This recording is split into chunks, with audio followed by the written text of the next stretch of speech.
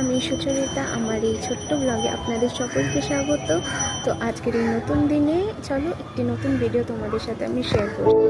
তো এটা হলো আমার ছোট ছাদ, যেখানে একটু লেবু গাছ, একটু পেয়ারা গাছ এইসব লাগানো আছে।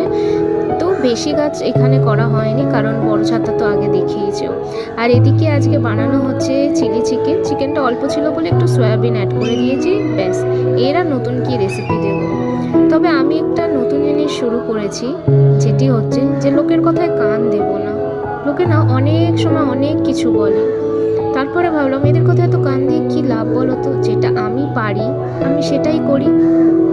সকলের মতো আমি হতে পারবো না। ও এটা করছে, ও এটাতে ভালো, তা বলে কি আমাকে সেটাই করতে হবে?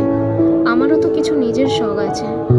অনেকে এটা বলে যে রান্না করে কি, ভিডিও করে কি লাভ পাস, কোনো তো ভিউ হয় না, কিছু হয় না।